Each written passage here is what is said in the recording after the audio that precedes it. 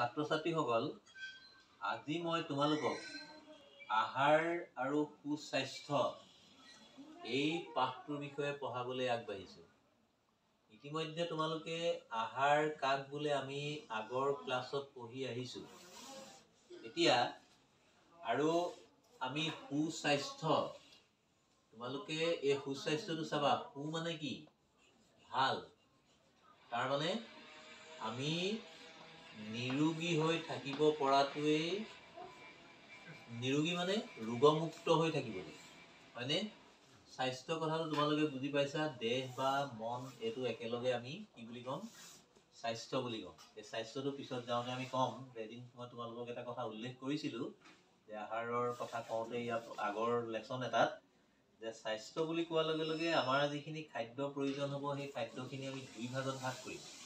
তাৰমানে শাৰীৰিক বা শৰীৰটো আৰু মনটো এটা মানসিক স্বাস্থ্য হিচাপে তাক আমি ধৰিম। এতিয়া এই যে আহাৰবিলাক আমি খাওঁ, এই খোৱা আহাৰবিলাক যিবোৰে আমাৰ দেহটোৰ উপকাৰ সাধন কৰিব লাগিব। যদি উপকাৰ সাধন নকৰি কেনেবাকৈ অনিষ্ট কৰিব লগা হয়, তেনেহ'লে সেই আহাৰটো আমি বৰ্জন কৰাই বা তাৰ পৰা আঁতৰি থকাই, অৰ্থাৎ নোখোৱাকৈ থকাটোৱে আমাৰ কাৰণে মংগল। আমাৰ কাৰণে মংগল মানে কি? যিটো যদি বেয়া খাদ্য খাওঁ তেনেহ'লে ই পোনে পোনে আমাৰ স্বাস্থ্যত কি কৰিব? ব্যাঘাত জন্মাব। তাৰমানে আমাৰ যিটো বৃদ্ধি আৰু বিকাশ ই সুস্থভাৱে নহ'ব। এতিয়া চাবা, আমাৰ ইয়াত প্ৰথম দিছে সুস্বাস্থ্য কি? শৰীৰত বিভিন্ন অংগ পতংগ আছে, তোমালোকে জানা। সেই অংগ পতংগবিলাক গঠন হ'বৰ কাৰণে আমাক কিছুমান পুষ্টিকৰ দ্ৰব্য দৰকাৰ হ'ব। তোমালোকে আগত পাই আহিছিলা যে কাৰ্বহাইড্ৰেট বা শ্বেতসাৰ বা শৰ্কৰা এইখিনি আমাক শক্তি দিব। তাৰপিছত কিছুমান খনিজ লৱণ যিবিলাকে আমাৰ শৰীৰত অংগ পতংগবিলাক গঠনত সহায় কৰিব। তেনেদৰে আয়ডিন আছে, লু আছে, এইবিলাক হয় নহয়? এই বস্তুবিলাকে আমাৰ কি কৰিব? শৰীৰটো গঠনত বা আমাৰ অংগ পতংগবিলাক ভালদৰে কাম কাজ পৰিচালনা কৰিবলৈ বা সিহঁতৰ গঠনটো ভাল হ'বলৈ আমাক সহায় কৰিব। এতিয়া আমি আৰু এটা কথা আগত পাইছিলোঁ যে আমাক কমকৈ লগা দুবিধ বস্তু। এটা বস্তু আমি পাইছিলোঁ ভিটামিন, আৰু এটা আমি কি পাইছিলোঁ? খনিজ লৱণ, হয়নে? আমি আগত পঢ়ি আহিছিলোঁ যে পাইছোঁ যে এইকেইটা বস্তু আমাক কি কয়? অলপ কম পৰিমাণে প্ৰয়োজন হয়। এতিয়া ভিটামিনটো আমি কেইবা ধৰণৰ ভিটামিন পাওঁ। তোমালোকক মই কৈছিলোঁ যে আমাৰ মানুহৰ কেতিয়াবা কি হয়? আমি সন্ধ্যা লগা সময়ত নেদেখা হৈ যাওঁ, কুকুৰি কণা হয়। এইটো কুকুৰি কণা বুলি কোৱা হয়। তাৰমানে ভিটামিন এৰ যদি অভাৱ ঘটে তেনেহ'লে কি হ'ব? আমাৰ এই কুকুৰি কণা ৰোগটো দেখা দিব। আকৌ যদি আমাৰ ভিটামিন চি কমি যায় তেনেহ'লে কি হ'ব? আমাৰ খৰ খজুৱতি বা এনেকুৱা ধৰণৰ হ'ব। এতিয়া ভিটামিন এটো আমি ক'ত পাম? সেউজীয়া শাক পাচলি, পালেং ইত্যাদি এনেকুৱা শাক পাচলিবিলাকত পোৱা যাব।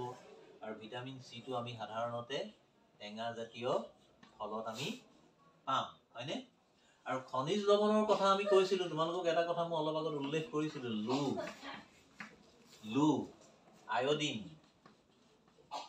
এই বস্তুবোৰে কি কৰিব? এই লুটোৱে আমাৰ তেজৰ গঠনত সহায় কৰিব। আৰু লুৰ জৰিয়তে উশাহত লোৱা অক্সিজেন ভাগ শৰীৰৰ বিভিন্ন কোষলৈ প্ৰেৰণ কৰিব, হয়নে? তাৰপিছত আয়ডিনটো যদি অভাৱ হৈ যায় তেনেহ'লে আমাৰ কি হ'ব? গৰল নামৰ ডিঙিত হোৱা এবিধ ৰোগৰ সৃষ্টি হ'ব। আৰু এটা কথা কৈছিলোঁ তোমালোকক, ফ্লৰাইড। এই ফ্লৰাইড বস্তুটো আমাৰ দাঁতৰ কাৰণে প্ৰয়োজন। কিন্তু তোমালোকে এটা বস্তু জানা যে ফ্ল'ৰচিছ নামৰ এটা অসুখ হয়, যিটো কিন্তু এই ভিটামিন এ যদি ফ্লৰাইডৰ পৰিমাণটো বাঢ়ি যায় তেনেহ'লে দন্তক্ষয় বা ফ্ল'ৰচিছ আৰম্ভ হয়। সেইবাবে এই আমি খোৱা খাদ্যবিলাকৰ ভিতৰত ভিটামিন থাকিব লাগিব, খনিজ লৱণ থাকিব লাগিব, তাৰপিছত কাৰ্বহাইড্ৰেট বা শ্বেতসাৰ, চৰ্বি, এই সকলোবিলাক থাকিব লাগিব। এতিয়া চৰ্বিয়ে আমি কি কৰে বুলি আমি গম পাইছিলোঁ যে আমাৰ দেহটোৰ উষ্ণতাটো যাতে নিয়ন্ত্ৰণ কৰি ৰাখিব পাৰে, তাৰ বাবে আমাক কিহৰ প্ৰয়োজন হ'ব? চৰ্বিৰ প্ৰয়োজন হ'ব, হয়নে বাৰু? কথাখিনি বুজি পাইছানে? অলপ ওচৰত লেচনটো যেতিয়া পঢ়িবা তোমালোকে এই কথাখিনি সম্পৰ্কে গম পাবা। এতিয়া কি ক'লে যে শৰীৰৰ সকলো অংগ পতংগ ঠিকমতে গঠন হ'লেহে শৰীৰে জীয়াই থাকিবলৈ দৰকাৰী কামবোৰ কৰিব পাৰে। শৰীৰ নিৰোগী হৈ থাকিবলৈ এই অংগ পতংগবোৰে ঠিকমতে কাম কৰিব লাগিব।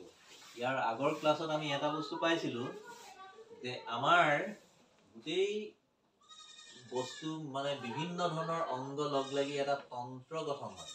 তোমালোকে শ্বাসতন্ত্ৰ, স্নায়ুতন্ত্ৰ এনেকুৱাবিলাক পাইছিলা। গতিকে শৰীৰৰ যদি কোনো এটা অংগত কিবা বিজুতিয়ে দেখা দিয়ে তেতিয়া কি হয়, এই স্নায়ুৱে তাক কঢ়িয়াই কলৈ লৈ আহিব, মগজুলৈ লৈ আহিব আৰু মগজুৱে তাৰ নিৰ্দেশ স্নায়ুৰ জৰিয়তে দি পঠিয়াব। গম পাইছানে? গতিকে আমি এটা স্বাস্থ্যটো আৰু এইখিনিতে এটা কথা মনত ৰাখিবা যে আমি অকল শকত হ'লেই যে আমি সুস্বাস্থ্যৰ অধিকাৰী বা আমি ক্ষীণ হ'লেই যে ৰোগীয়া বা স্বাস্থ্যৰ অধিকাৰী নহয়, সেইটো কথা নহয়।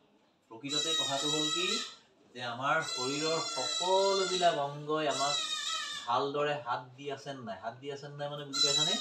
যে আমাৰ শৰীৰটো চলাই থাকিবৰ বাবে সিহঁতি উপযুক্তভাৱে কাম কৰিব পাৰিছেনে নাই সেইটোৰ ওপৰতহে নিৰ্ভৰ কৰিব। গতিকে আমাৰ গোটেই সমস্ত কামখিনি, এই গোটেই কামখিনি যদি আমি সুকলমে সমাপন কৰিব লগা হয় তেনেহ'লে আমাৰ কিন্তু শৰীৰটো সদায় সুস্থ বা নিৰোগী হৈ থাকিব লাগিব। কাৰণ তোমালোকে এটা কথা মনত ৰাখিবা, এটা সুস্থ শৰীৰতহে এটা সুস্থ মনে স্থান লাভ কৰে বা কৰিব পাৰে।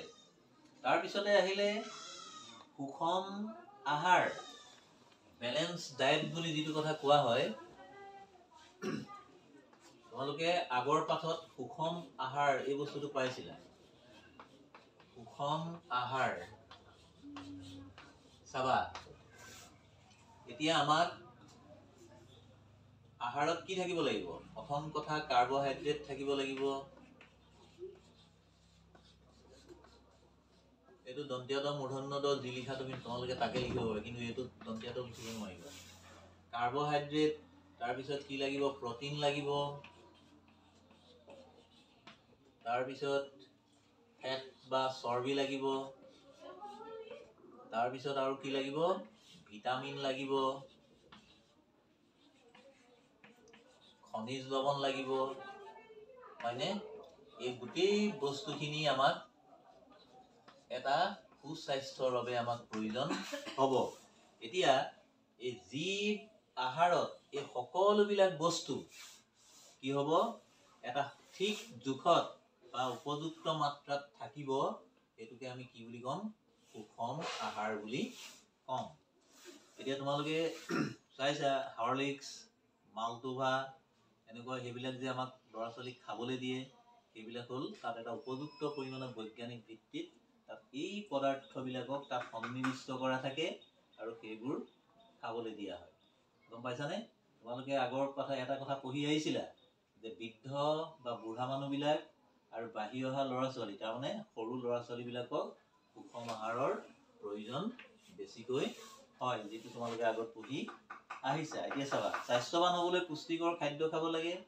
পুষ্টিকৰ খাদ্য অতি বেছিকৈ খালেও ই শৰীৰৰ অনিষ্ট কৰে। এইটো এতিয়া ক্লাছ হোৱা হ'লে মই তোমালোকক এটা সুন্দৰ উদাহৰণ দিব পাৰিলোহেঁতেন, এতিয়া দিবলৈ অলপ বেয়া পাইছোঁ বাৰু।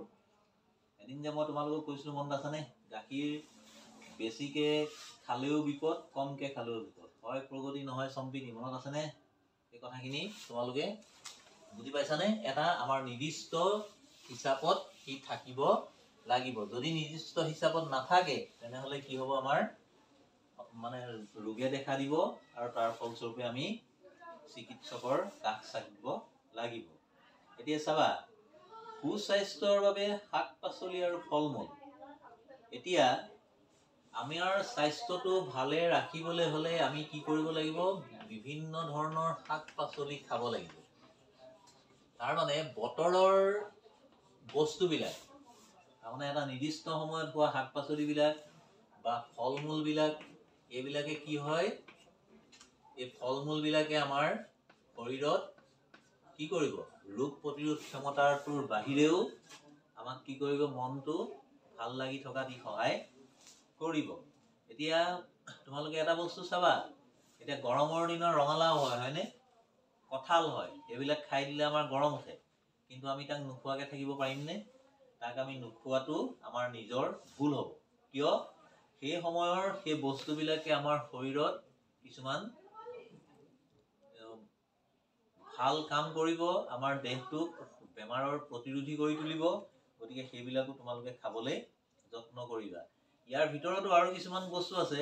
এতিয়া ধৰি লওক গাজৰ বা এনেকুৱা ধৰণৰ কিছুমান যিবিলাক কি কয়, যেতিয়া তোমালোকে ৰান্ধি খাবা বা সিজাই খাবা, তাৰ কিন্তু প্ৰকৃত যিটো আমাৰ শৰীৰৰ বাবে যিবিলাক প্ৰয়োজনীয় বস্তু, সেইবিলাক কিন্তু কি হয়, কমি গুচি যায়। গতিকে আমি কিছুমান বস্তু, এতিয়া কমলা বা সুমথিৰা টেঙা বা আম, এইবিলাক আমি কেনেকৈ খাওঁ, কেঁচাই কেঁচাই বা পকিলে আমি তাক মানে গ্ৰহণ কৰোঁ বা খাওঁ, হয়নে? আকৌ চাবা, এই যে শাক পাচলি বা ফল মূলখিনি আমি খালোঁ, এইখিনি কিন্তু পৰিষ্কাৰ হোৱাটো অত্যন্ত বাঞ্ছনীয়। পৰিষ্কাৰ হোৱাটো কিন্তু অতীৱ প্ৰয়োজন। বুজি পাইছানে? যদি অপৰিষ্কাৰ হৈ আমি থাকিব লগা হয়, তেনেহ'লে আমাৰ বিভিন্ন ধৰণৰ বেমাৰে আমাৰ শৰীৰত আক্ৰমণ কৰি আমাক অসুস্থ কৰি তুলিব। এতিয়া তোমালোকে, আমি আগৰ পৰাই কিছুমান কথা শিকি আহিছিলোঁ, বা ঘৰখনত বা আমাৰ বিদ্যালয়ত তোমালোকক শিকোৱা হয় যে সদায় হাত মুখ চাফা কৰি ৰাখিবা, হাত মুখ চাফা কৰি ৰাখিবা, সদায় দাঁত ঘঁহি দাঁত ধুনীয়া কৰি ৰাখিবা, হয়নে?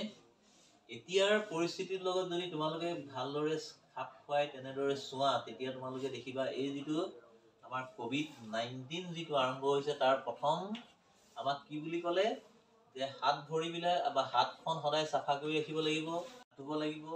এই কথাখিনি তোমালোকে আগতো পাই আহিছিলা, যে আমি খোৱাৰ আগত বা পিছত আমি কি কৰিব লাগে, সদায় হাত পৰিষ্কাৰ কৰি ৰাখিব লাগে। তাৰমানে খোৱাৰ আগত হাতখন ভালদৰে ধুই খাদ্য বস্তু গ্ৰহণ কৰিব লাগে বা খাব লাগে, আৰু পিছত হাতখন ভালদৰে ধুব লাগে।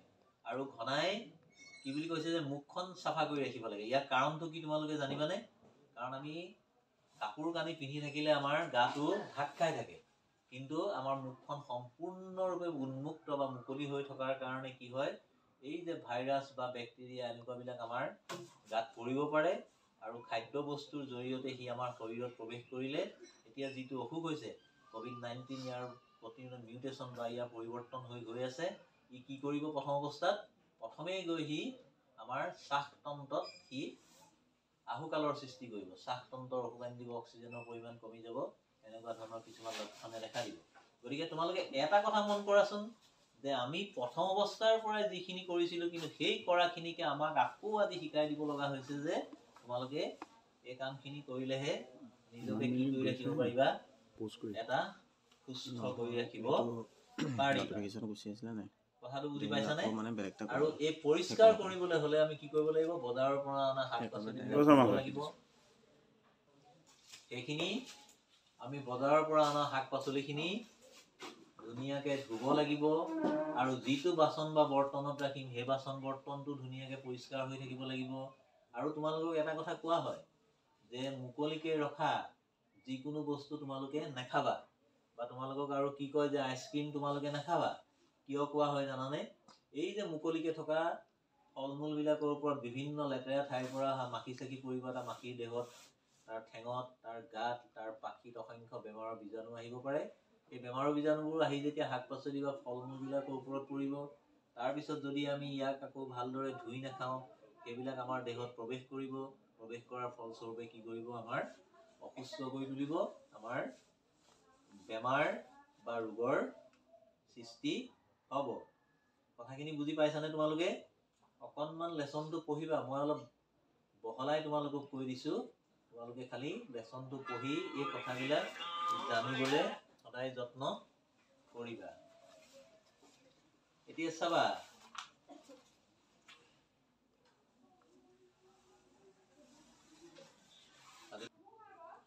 ছাত্ৰ ছাত্ৰীসকল, আজিৰ পাঠটোত মই তোমালোকক ইমানতে সামৰণি মাৰিছোঁ। খোৱা বস্তু কেনেকৈ ৰাখিব লাগে এইখিনি মই পৰৱৰ্তী ক্লাছত আৰম্ভ কৰিম। তোমালোকে লেচনটো খালি প্ৰথমতে পঢ়ি চাবা, আৰু এইটো ভালকৈ পঢ়িবা।